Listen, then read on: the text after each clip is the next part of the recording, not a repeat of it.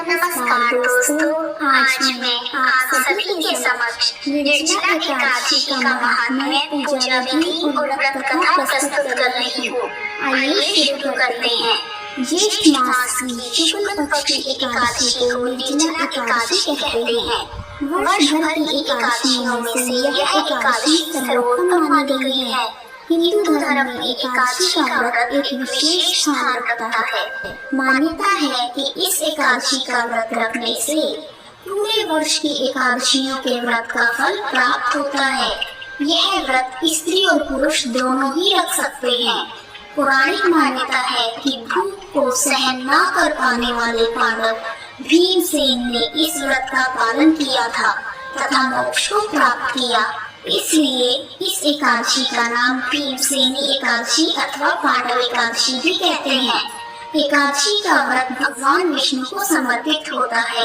यह व्रत मन को संयम सिखाता है और शरीर को एक नई ऊर्जा देता है।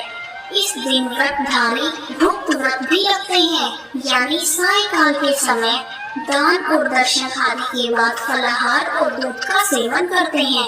आइए अब जानते हैं निर्जला एकादशी की पूजा विधि।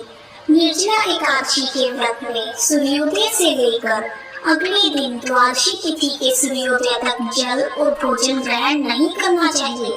निर्जला एकादशी के दिन प्रातःकाल स्नान आदि से निवृत्त होकर स्वच्छ वस्त्र धारण करके भगवान विष्णु की पीले चंदन, पीले फूल, फलों से पूजा करनी चाहिए और पीली मिठाई भगवान विष्णु को अर्पण करनी चाहिए।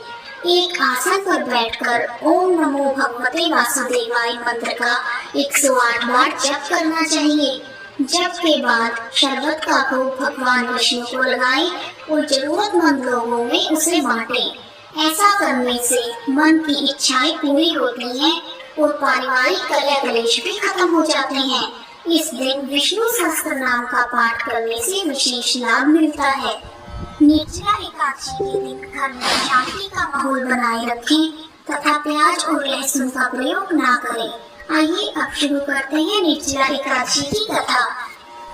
एक बार पांडु पुत्र भीमसेन ने महर्षि वेदव्यास जी से पूछा, हे पितामह, माता कुंती, द्रौपदी, भ्राता युधिष्ठिर, अर्जुन, नकुल और सहदेव आदि सभी एकादशी का व्रत करने के लिए कहते हैं, परंतु मैं उनसे कहता हूँ, भाई मैं भगवान की पूजा आराधना तो कर सकता हूँ, दान पुण्य भी कर सकता हूँ, परंतु भोजन के बिना मैं नहीं रह सकता, मुझसे भूख सहन नहीं होती। इस पर महर्षि व्यास जी बोले, भीमसेन, यदि तुम्हें नरक बुरा लगता है और स्वर्ग अच्छा लगता है तो हर महीने की दोनों एकादशियों को अनुमत खाया करो। इस पर भीम कहने लगे, हे पितामह, यदि वर्ष भर में कोई एक ही व्रत हो तो वह मैं रख सकता हूँ, क्योंकि मेरे पेट में वृक नाम की आग है जो मुझे बिना भोजन करे रहने नहीं देती। भोजन करने से वह आग शांत रहती है, इसलिए पूरा उपवास तो क्या, एक समय भी बिना भोजन किए रहना बहुत कठिन है। अतः आप मुझे कोई ऐसा व्रत बताइए जो पूरे वर्ष में केवल एक ही बार करना पड़े और मुझे स्वर्ग की प्राप्ति हो जाए।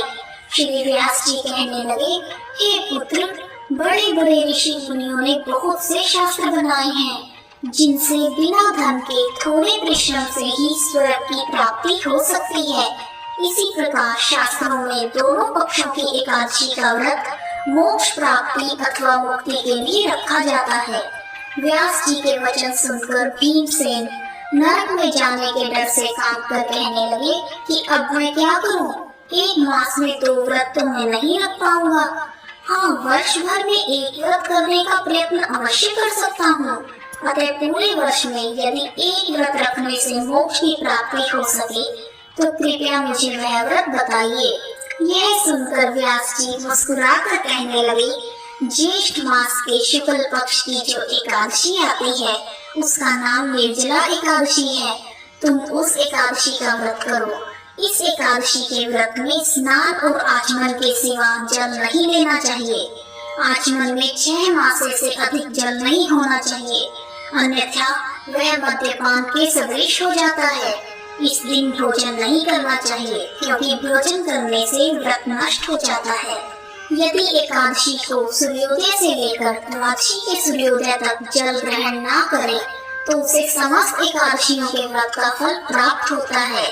द्वादशी को सूर्योदय से पहले उठकर स्नान आदि करके ब्राह्मणों को दान देना चाहिए। उसके बाद भूखे और सत्पात्र ब्राह्मण को भोजन करवाकर फिर अपना भोजन लेना चाहिए। इसका फल पूरे 1 वर्ष की संपूर्ण एकादशियों के बराबर होता है। व्यास जी कहने लगे कि हे भीमसेन, यह मुझको स्वयं भगवान ने बताया है। इस एकादशी का पुण्य समस्त तीर्थों और दानों से अधिक है।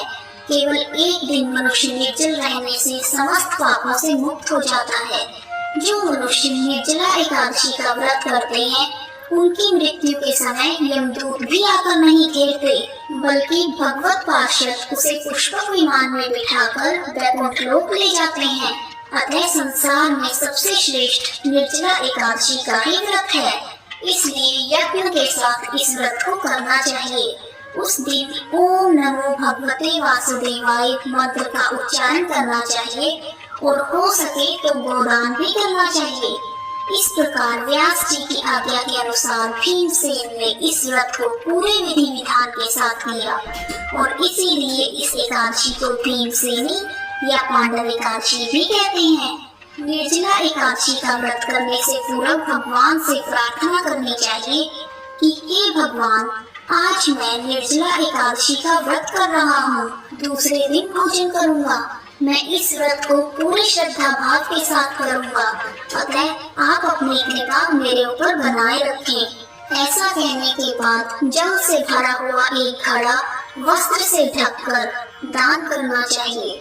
जो मनुष्य इस व्रत को करते हैं उनको स्वर्ण दान का फल मिल जाता है और जो व्यक्ति इस दिन यज्ञ करते हैं उनको मिलने वाले फल का तो वर्णन ही नहीं किया जा सकता। इस एकादशी के व्रत से मनुष्य विष्णु लोक को प्राप्त होते हैं। जो मनुष्य इस दिन अन्न खाते हैं वे चांडाल के समान हैं। वे अंत में नरक में जाते हैं। जिसने निर्जला एकादशी का व्रत किया है वह चाहे ब्रह्म हत्यारा हो या मद्यपान करता हो या उसने कभी चोरी की हो या अपने गुरु के साथ द्वेष किया हो, मगर इस व्रत के प्रभाव से वह स्वर्ग में जाता है। हे कुंती पुत्र, जो स्त्री पुरुष विधि विधान से श्रद्धा पूर्वक इस व्रत को करते हैं और इस कथा को पढ़ते या सुनते हैं उन्हें निश्चय ही मोक्ष की प्राप्ति होती है। कथा समाप्त। जय श्री विष्णु भगवान। कहानी सुनने वालों का भी भला और सुनाने वालों का भी भला।